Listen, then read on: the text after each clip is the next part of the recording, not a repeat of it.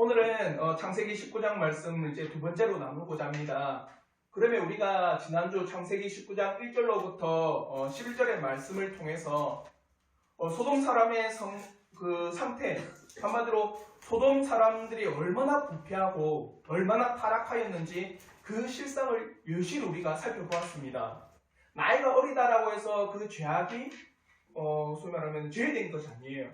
또 나이가 많다고 해서 그 부패함이 그들에게서 멀어진 게 아닙니다. 나이가 어리든 나이가 많든 모든 사람이 어떻게 됐다는 겁니까? 부패하여서 죄악 가운데 있었다고 기록하고 있습니다.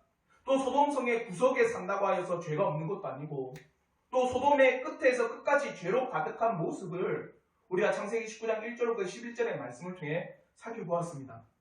그러나 이러한 소돔의 상황 가운데서도 롯은 어찌보면 하나님에 대한 그 신앙, 그 믿음 가운데서 때로는 죄악을 범하는 이 도시를 애통해하며 또 슬퍼하고, 그리고 또 고통 가운데 있었던 롯의 모습을 살펴보았습니다. 그러면 거룩한 천사들이 왔을 때 영접하며 그 거룩한 교제를 간절히 바랬던 롯의 모습을 우리가 지난주에 살펴보고, 그리고 오늘 이제 이어지는 말씀을 통해서 이제 소돔 성읍의 그 소위 말하면 죄악의 관영함, 죄악이 가득 찬 모습을 보고 더 이상 이제 살펴볼 것도 없는 거예요. 그래서 천사들이 왜 왔는지, 이제 이 소돔성을 내가 심판하겠다라고 말을 합니다. 그리고 두 번째는 그러므로 롯의 반응, 소돔성이라고 하는 이 성읍이 이제 하나님의 심판 앞에 놓여져 있구나. 그걸 듣자마자 이제 롯은 어떤 반응이 일어났는가. 그와 더불어 세 번째로는 그럼에도 불구하고 피할 길을 주시는 하나님의 은혜에 대해서 우리가 한번 살펴보고자 합니다. 첫째 나눔입니다. 11절과 13절의 말씀을 통해서 롯에게 심판을 알리고 있는 천사들의 모습이 등장합니다. 오늘 읽었던 12절과 13절의 말씀을 보시길 바랍니다. 그 사람들이 롯에게 이르되 이 외에 내게 속한 자가 또 있느냐? 내 사위나 자녀나 성 중에 내게 속한 자들을 다 성 밖으로 이끌어내라. 그들에 대한 부르짖음이 여호와 앞에 크므로 여호와께서 이곳을 멸하시려고 우리를 보내셨나니 우리가 멸하리라. 천사들이 더 이상 소돔의 죄악성을 살피지 않을 정도로 얼마나 심각하게 타락하였는지 여실히 경험했습니다. 경험한 후에 이제 내가 이 성을 멸하겠다, 이 성을 이제 심판하겠다라고 롯에게 알려줍니다. 그러기 위해서 우리가 왔다. 생각해 보십시오. 심판을 하기 위해서 천사들이 왔는데 이제 심판에 대해서 경고하고 있어요. 그러면 그 하나님의 심판이 얼마나 확증적일까요? 맞죠? 한마디로 천사가 온 이유에 대해서 이제 정확하게 가르쳐주고, 정확하게 가르쳐준 후에 이제 반드시 이 성읍에는 심판이 있겠다라고 말을 하고 있는 겁니다. 근데 또 재밌는 건 뭐냐? 내게 속한 자가 이 외에 더 있느냐라고 말을 해요. 그러면 롯과 지금 그 집에서 심판에 대한 이야기를 할 때 롯 외에 또 다른 식구가 있었다는 겁니다. 맞죠?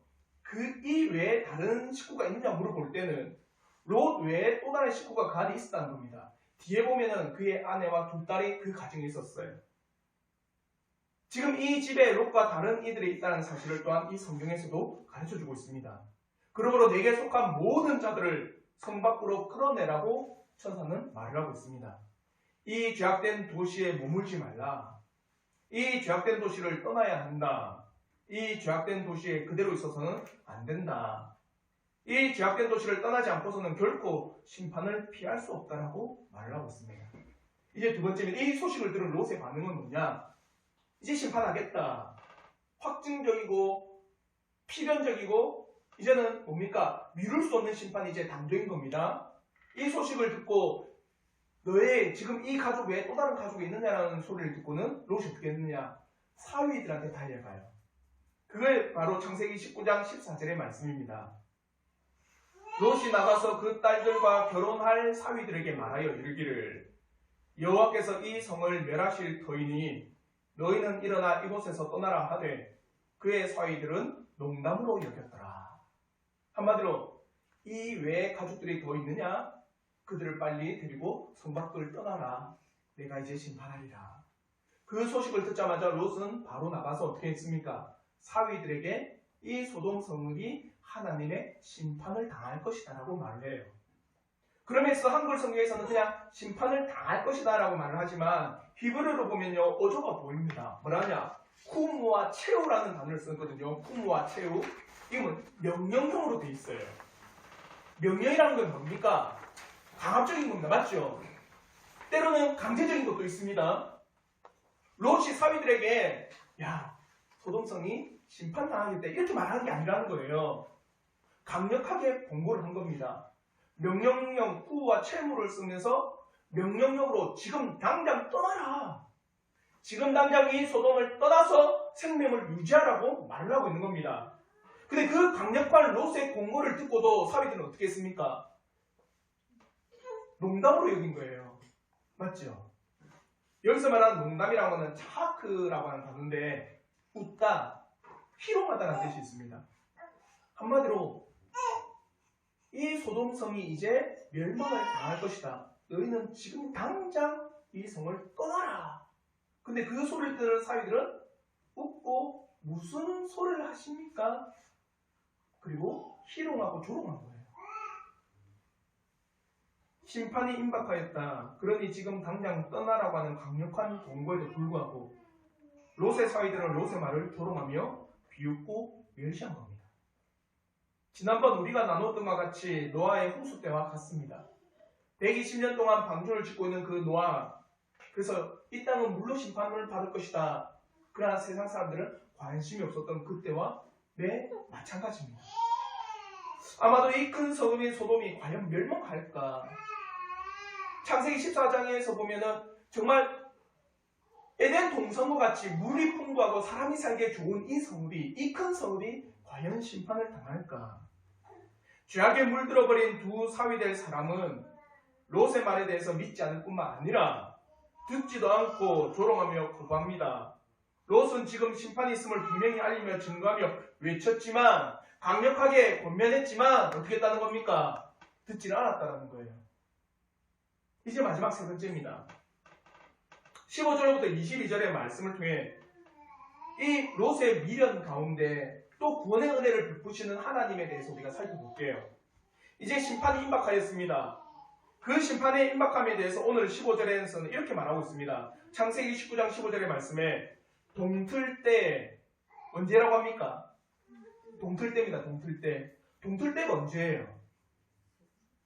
새벽입니다. 심판이 언제 임했습니까?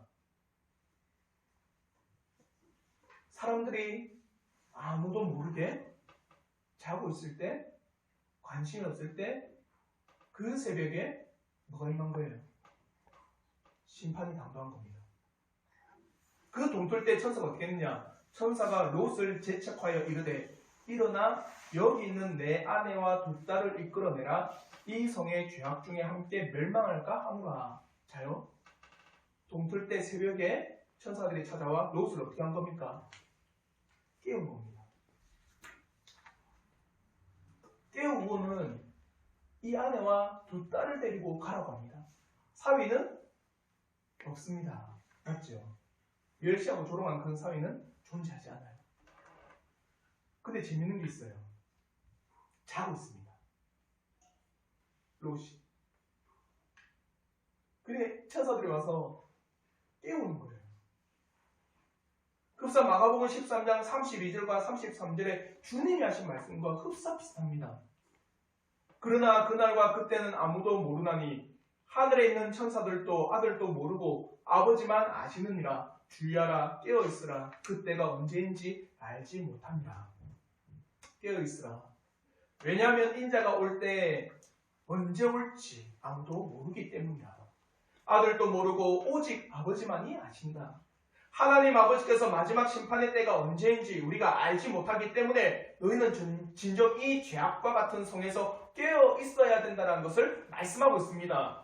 그러면 이어진 말씀에서 이렇게 말씀하고 있습니다. 마가복음 13장 35절부터 37절의 말씀인데 우리 한번 다 같이 한번 읽어보도록 하겠습니다. 다 같이 읽겠습니다. 시작.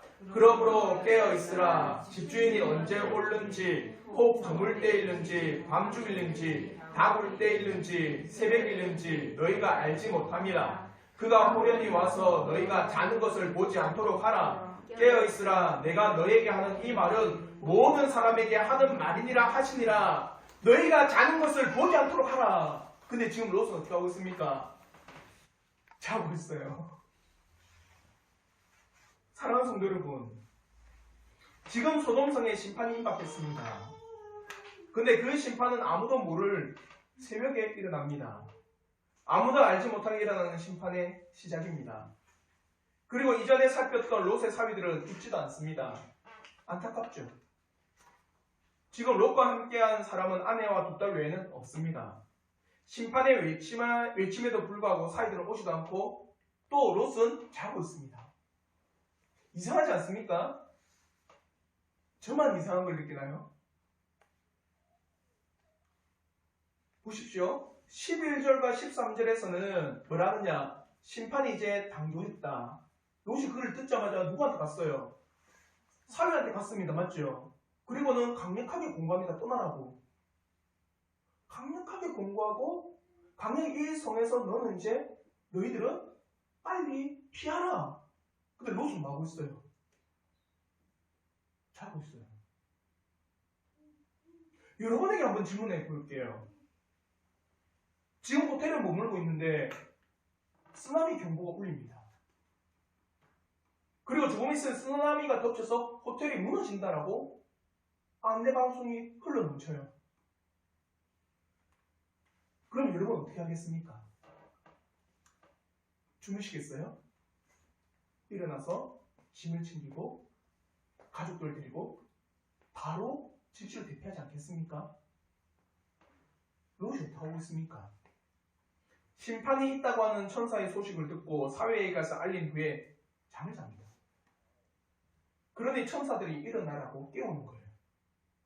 이제 빨리 일어나서 아내와 딸들을 데리고 빨리 이 성을 떠나라고 합니다. 이제 심판이 임박했음에도 불구하고 롯이 느릿느릿 행동하고 잠을 잡니다. 그리고 시간을 지체하고는 이 어리석은 모습을 롯이 보이고 있습니다. 그러면 16절에서는요, 롯이 지체함에 그 사람들이 롯의 손과 그의 아내의 손과 두 딸의 손을 잡아 인도하여 성 밖에 둔다. 누가 데리고 나갔어요? 롯이 급하게 아내의 손을 잡고 두 딸의 손을 잡고 나갔습니까? 롯이? 아닙니다. 지체하고 끌고 머뭇머뭇거리고 있으니까 누가요? 천사들이 롯을 그 손을 잡고 아내의 손을 잡고 두 딸의 손을 잡고 급하게 성으로 내보내버린 겁니다. 여기서 롯이 지체했다라고 하는 이 마하흐라고 하는 이 단어인데요. 뭐냐면 결단을 내리지 못하고 머뭇머뭇거리고 있을 때 쓰는 단어가 마하흐입니다. 여러분 이런 마하흐 잘 하잖아요. 식당에 가면 뭘 시킬지 머뭇머뭇거리면서 결정장애 있는 것처럼 롯이 지금 그러고 있어요. 결정하지 못한 겁니다. 왜 머뭇거렸을까요? 왜 결정하지 못했을까요? 심판이 있다는 소리를 직접 들었는데 한번 생각해 봅시다. 롯이 아브라함과 헤어질 때 소돔성을 뭘 보고 택했습니까? 물이 풍부하고 사람이 살기에 가장 알맞다라는 것을 보고 택했습니다. 근데 그 뒤에 이어지는 말씀에는 소돔에 죄악이 있더라고 표현하고 있거든요. 그리고 소돔성에 들어와서는요, 물론 롯 스스로 한 건 아니지만 그래도 지도자 위치에 서 있습니다. 맞죠? 큰 재산을 가질 수도 있었고 그 이상 롯이 생각하는 인생의 삶에 대해서 충분히 살아갈 수 있습니다. 그런데 이 성이 한순간 잿더미로 변해야 한다는 사실에 롯은 쉽게 발이 떨어지지 않는 거예요. 미련입니다. 맞죠? 미련이 남아있어요. 참 우리의 모습 아닌가? 끊임없이 세상에 대한 미련과 세상은 영원할 것 같이 우리가 살아가고 있는 것 아닌가? 근데 재밌는 게 있습니다. 이런 미련 가운데 있던 롯은요, 아무것도 건지지 못해요. 자기 몸만 가지고 나옵니다. 이에 대해서 서초로 목사님은요, 이렇게 이야기를 해요. 뭐라 하느냐? 멸망당할 수밖에 없는 백성들이지만 자기와 수십 년을 함께 살던 자들인데 막상 떠나려고 하니 쉽게 발이 떨어지지 않았다. 더구나 아무 재산도 갖지 않고 떠나는 것이므로 불 가운데 얻은 구원과 같은 것이다. 재밌는 표현을 써요. 아무것도 아무 재산도 가지지 않고 떠나는 것이기 때문에 뭐와 같다는 거? 불 가운데 얻은 구원과 같다고 합니다. 롯이 만일 하나님 나라의 거룩한 사상을 늘 품고 살아갔던 사람이라면 어땠을까? 소돔과 같은 환경에서 안심하고 있으면서 그냥 슬퍼만 하고 앉아 있을까요? 지도자의 위치에서 마냥 애통해하며 참 고통스럽다 말만 하고 있을까요? 그렇다면 여러분도 이렇게 질문할 수 있습니다. 여러분 자녀가 지금 아파요. 열이 한 39도, 40도까지 지금 올라가고 있습니다. 그러면 여러분은 부모의 입장에서 가슴 아프네? 눈물 흘리며 슬픔하고 있겠습니까? 어떻게 할래요? 어떻게 하면 이 병에서 나을까? 행동하지 않겠습니까? 맞죠? 롯은 아파하는 마음, 상하는 그 마음에 있어서도요, 돌이키는 일이 없었다는 겁니다. 아브라함이 있었잖아요. 맞죠? 죄악된 성을 보면은 롯은요, 어찌할까가 아니라 이 성에서 나는 어떻게 삶을 살아가야 될까? 어떻게 내가 이 성에서, 이 죄악된 곳에서 피해서 내가 나아갈까? 단지 슬퍼만 하는 거예요, 롯은. 이해가 되시죠? 진실로 이러한 사람들은요, 많은 성도들에게 보여집니다. 예수 그리스도의 성품을 닮아야 한다라고 우리는 많은 이야기를 해요. 예수를 닮아서 살아갑시다라고 이야기합니다. 재밌는 거는요, 그렇게 예수를 닮고 살아가고자 외치는 사람들이 단순히 그 사람이 참으로 착하다, 때로는 순진하다, 또 참으로 부드럽다, 그걸 전부 다로 여기고 있는 거예요. 그게 전부 다가 아닙니다. 예수 그리스도를 닮는다고 할 때는요, 선한 마음을 가질 뿐만 아니라 참으로 죄악에 대해서 돌이켜 그 죄악으로부터 떠나는 것 또한 포함하는 겁니다. 예수를 닮는다 할 때 여러분, 예수 그리스도의 인생 여정을 보십시오. 단순하게 진리만 외친 게 아니에요. 그 진리만, 이것이 진리다, 이것이 정말 우리가 믿어야 될 것이다가 아니라 하나님 나라를 위해서 그가 어떻게 걸어갔느냐. 단순히 가슴 아파하고 단순히 슬퍼하며 예수를 닮다라는 게 내 부드러운 심령으로만 살아가자, 그게 아니라는 거예요. 거룩한 심령을 가지고, 거룩한 그 심령을 가지고 내가 하나님 나라에서 어떻게 살아가야 될 것인가, 이 세상에서, 이 죄악된 도시에서 내가 하나님 나라라고 하는 이 놀라운 위치, 하나님 나라라고 하는 이 놀라운 그 고도의 높은 시장 가운데 어떻게 내가 이 땅에서 생활하고 살아가야 될 것인가, 그렇게 살아가야 되는데 그게 롯이 없다라는 거예요. 만일 롯이 그가 정당한 마음을 품고 있었다고 한다면 그가 정당한 마음까지, 그리고 정당한 생활까지도 나갔을 겁니다.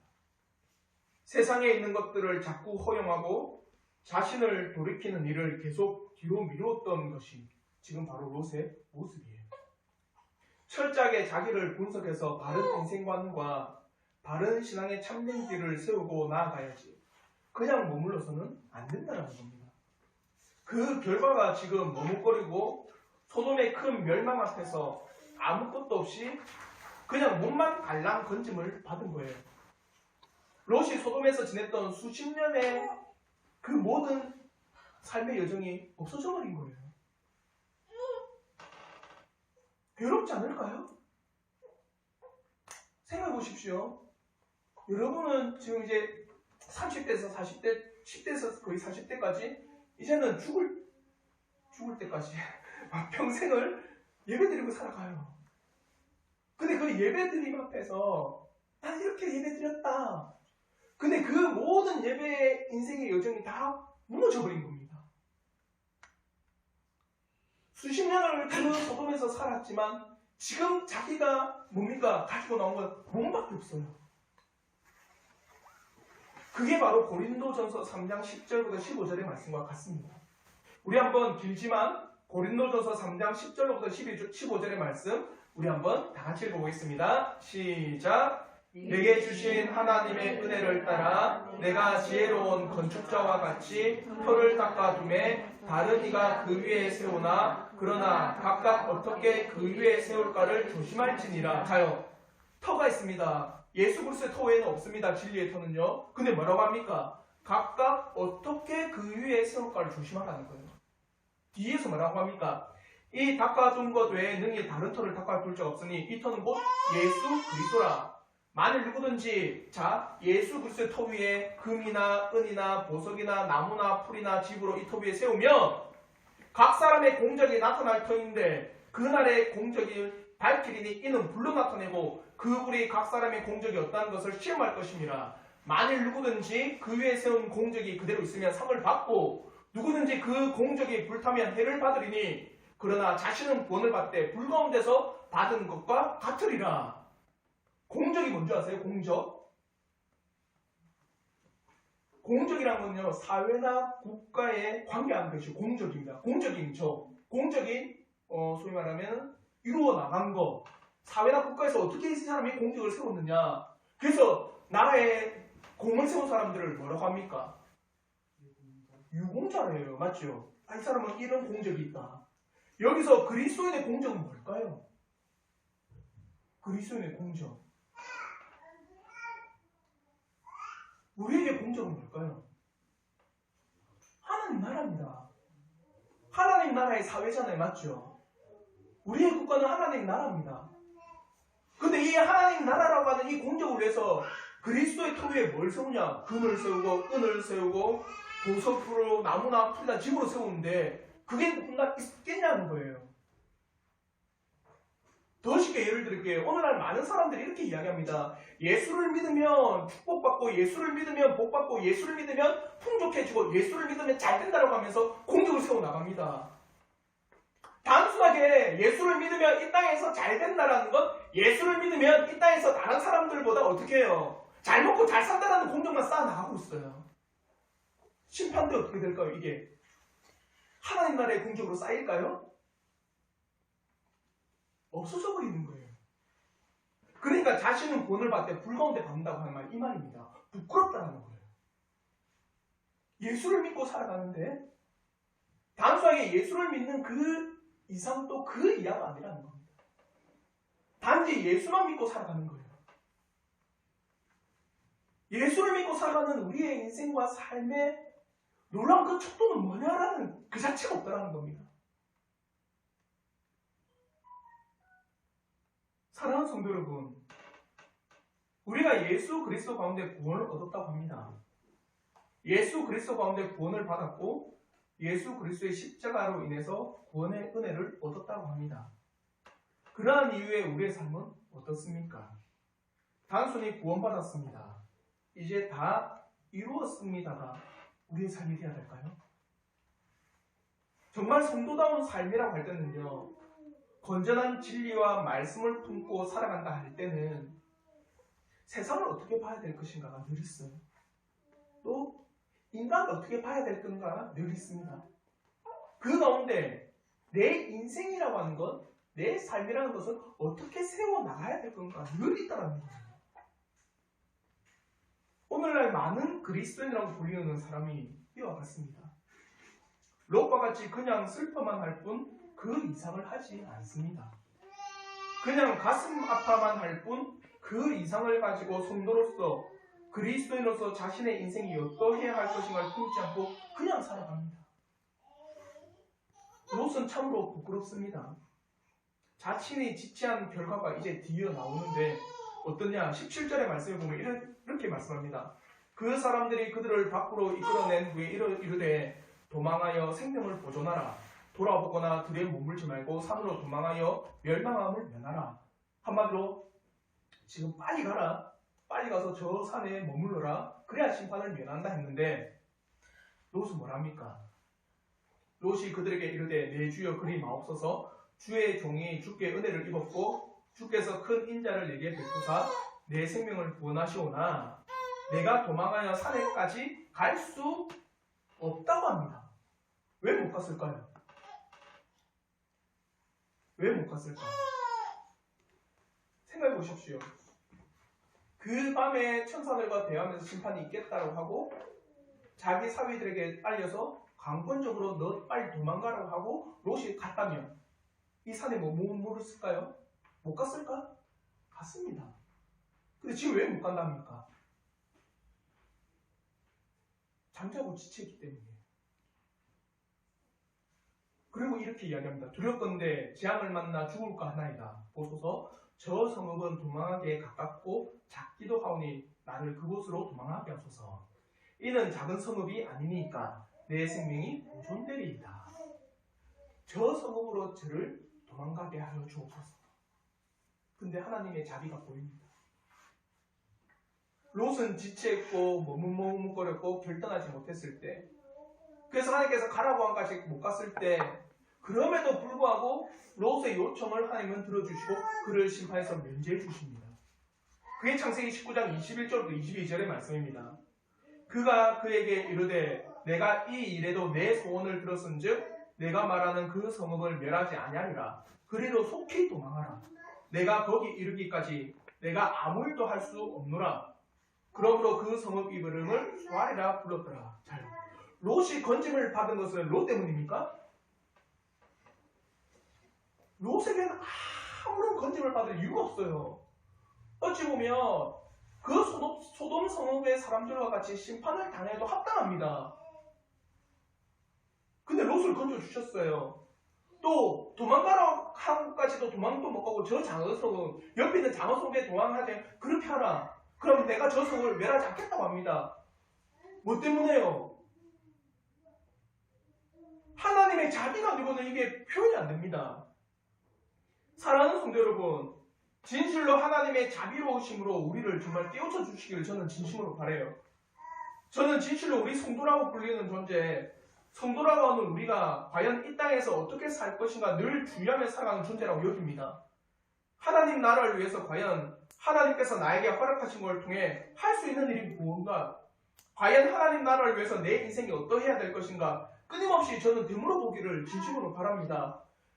예수 그리스도라는 터 위에 내가 지금 세우고 있는 공적은 뭐냐?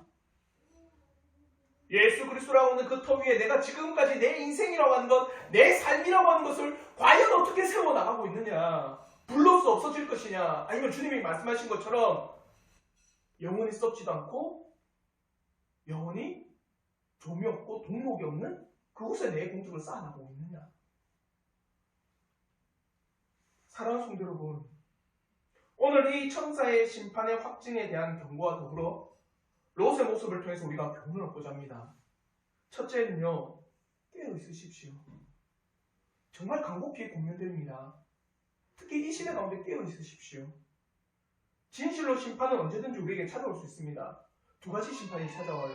첫째는 죽음입니다. 육신의 죽음의 심판은요, 반드시 있습니다. 어느 누구도 피할 수 없는 육신의 죽음의 심판입니다. 두 번째는요, 영원한 심판이 모든 사람들, 예외 없이 이 땅에서 호흡하는 모든 사람들에게 찾아옵니다. 이 두 가지 심판에서 나는 예외입니다 라고 외칠 수 있는 사람 단 한 사람도 없습니다. 나는 결코 속하지 않습니다 라고 말할 수 있는 사람 단 한 사람도 없습니다. 물론 믿는 자와 믿지 않는 자 이 두 번째 심판에서는요, 결과가 차이가 있습니다. 믿는 자들에게는 영생이 있고 믿지 않는 자에는 영벌이 있다는 차이가 있지만, 분명한 것은 믿든 믿지 않든 죽음이라는 것과 더불어 영원한 심판이라는 것은 존재한다는 거예요. 그러면 사랑하는 성도 여러분, 깨어 있으셔야 돼요. 언제 이 심판이 우리에게 당도할지 모릅니다. 여기 계신 분들께서 왜 우리가 깨어 있어야 되냐고 저에게 물어본다면, 첫째는 심판이 당도할지 모르기 때문에 깨어 있으라고 저는 권면드립니다. 그리고 두 번째는요, 잠자고 게으른 자를 하나님께서는요, 어떻게 해요? 책망하시기 때문에 깨어 있으라고 권면드립니다. 지금이 어떤 시대인데 영혼이 졸고 있느냐라고 말하고 있어요. 이제 닥쳐올 환경이 어떤 환경인데 아무런 대비책 없이 그저 영혼이 졸고 있느냐라고 하는 겁니다. 주님께서 잠자고 있는 제자들을 책망하신 것과 같습니다. 마태복음 26장 40절부터 41절의 말씀에 이렇게 이야기합니다. 우리 한번 마태복음 26장 40절부터 41절의 말씀 우리 한번 다 같이 읽겠습니다. 시작. 제자들에게 오사 그 자는 것을 보시고 베드로에게 말씀하시되 너희가 나와 함께 한 시간도 이렇게 깨어 있을 수 없더냐.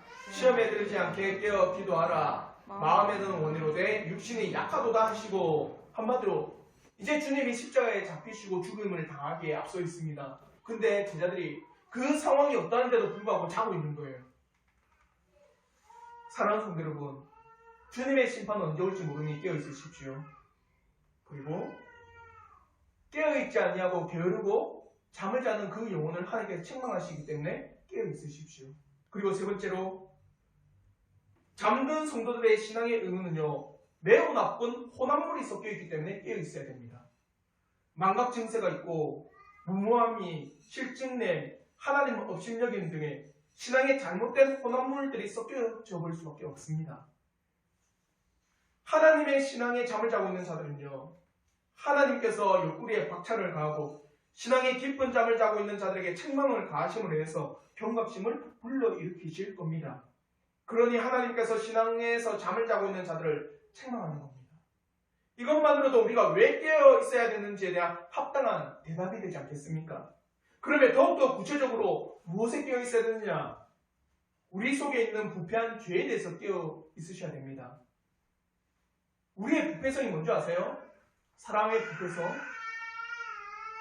신앙의 의무를 하지 말라고 하지 않습니다. 끊임없이 우리는요, 뭐라고 하느냐?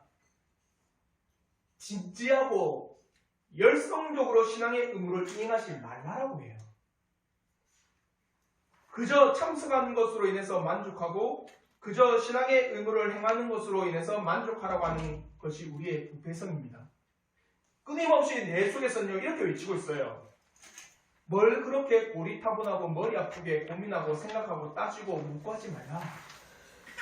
그냥 쉽게 가자. 세상도 복잡한데 신앙도 진지한 것보다 가볍고 재미나는 것이 좋지 않느냐. 열성적으로 하는 것보다 내 사생활, 즐길 수 있는 것도 즐기고 놀 수 있는 것도 좀 놀면서 하는 것도 별로 나쁘지 않느냐라고 우리 안에서 외치고 있어요. 끊임없이 우리 속에서는요, 뭐라고 외치느냐. 신앙이라는 것, 그렇게 열성을 가지지 않아도 된다고 합니다. 하나님 나라라고 하는 것, 그거 그렇게 우리가 온 마음을 다해서 생각하지 않아도 된답니다. 내 인생이라고 하는 것, 내 삶이라는 것은 좀 즐겨나가면서 그렇게 찾아도 별로 해낼 것이 없다라고 말하는 게 우리의 안에 있는 부패성입니다. 신앙하지 말라라는 말이 아니에요. 어떻게 해요? 진지하고 열성적으로 하지 말라고 합니다. 그게 우리의 부패성이에요. 그런데 사탄도요, 끊임없이 우리 속에 이렇게 속삭일 수 있습니다. 기독교의 진리를 아예 차단하지 말라. 그건 하수들이 하는 것이야. 차단하면 인간은 더욱 탐하게 될 것이고 결국 그리스도인이 되고 말 것이기 때문이지. 하지 말라고 하는 것 더 하고 싶습니다. 맞죠? 한마디로 차단하면 더 찾고 싶어요. 그러니까 차단하지 말라고 합니다. 어떻게? 그러나 적당히 현재라는 미끼를 던져주면서 나중에 하라고 넌지시 미루게 하면 이들은 유혹에 걸려 넘어지게 되어 있다. 우리의 마음의 부패성의 외침입니다.